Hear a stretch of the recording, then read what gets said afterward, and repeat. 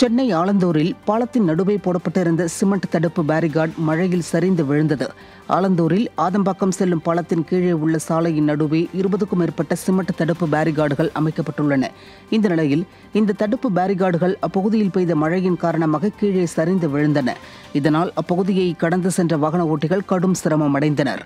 விடியா திமுக ஆட்சியில் அதிகாரிகள் அலட்சியத்துடன் செயல்படுவதாக பொதுமக்கள் குற்றம் சாட்டியுள்ளனர். சேலம் மாவட்டம் ஆத்தூர் பேருந்து நிலையத்தில் விளம்பர பதாகை கம்பி விழுந்ததில் பயணி லேசான காயத்துடன் உயிர் தப்பினார். ஆத்தூர் பேருந்து நிலைய வளாகத்தின் மேல் பகுதியில் தனியார் விளம்பர நிறுவனம் விளம்பர பதாகை வைத்துள்ளது.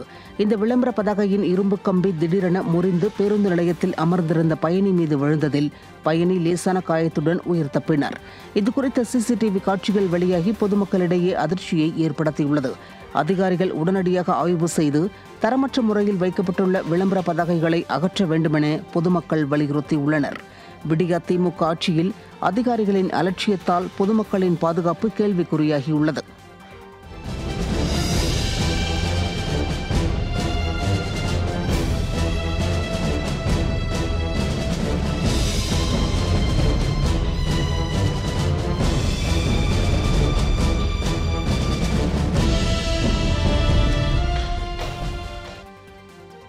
சென்னை அடுத்த குன்றத்தூரில் தனியார் தொழிற்சாலைக்கு சொந்தமான பேருந்து தடுப்பு சுவரில் மோதி விபத்திற்குள்ளானதில் ஓட்டுநர் பேருந்து சக்கரத்தில் சிக்கி உயிரிழந்தார்.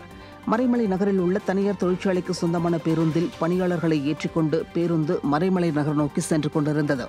அப்போது குன்றத்தூர் அருகே திடீரென கட்டுப்பாட்டை இழந்த பேருந்து சாலையின் தடுப்பு சுவரில் உரசியபடி சென்று விபத்திற்குள்ளாகியது. இந்நிலையில் பேருந்து ஓட்டுநர் பேருந்திலிருந்து தவறி விழுந்து அதே பேருந்தின் சக்கரத்தில் சிக்கி உயிரிழந்தார். இந்த விபத்தில் காயமடைந்த தனியார் தொழிற்சாலை பணியாளர்களுக்கு மருத்துவமனையில் சிகிச்சை அளிக்கப்பட்டது.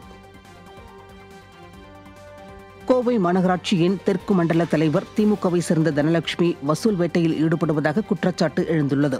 விடியா திமுகவின் முன்னாள் அமைச்சர் செந்தில் பாலாஜியின் ஆதரவாளரான 94வது வார்டு மாமன்ற உறுப்பினர் திமுகவை சேர்ந்த தனலட்சுமி தனது 94வது வார்டு பகுதிகளில் உப்பு தண்ணீர் இணைப்பு வழங்க 20,000ம் ஆழ்துளை கிணறு தோண்ட 10,000 ரூபாயும் என இவர் பொதுமக்களிடம் வசூல் வேட்டையில் ஈடுபடுவதாக பாதிக்கப்பட்டவர்கள் குற்றம் சாட்டுகின்றனர்.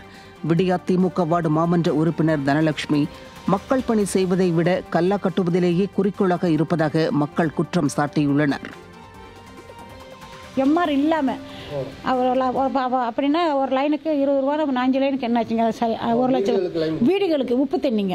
அது அங்கே போகாமல் எங்கே கோவை அது மாநகராட்சிக்கு போகாமல் அவங்க வந்து என்ன நமக்கு தெரிஞ்சது போட்டு கொடுத்துருவாங்க. அப்புறம் பின்னாடி நடக்கிறது யாருக்கு தெரியும்? அவங்க மாநகராட்சி வந்து யாரை கேட்டு போகிறப்போ அவங்க ஒன்றும் பதில் கிடையாது, ஒன்றுமே பேச முடியாதுங்க. அதை அப்படியே பிடிங்கி போட்டு லைனை கட் பண்ணிட்டு போயிடுவாங்க.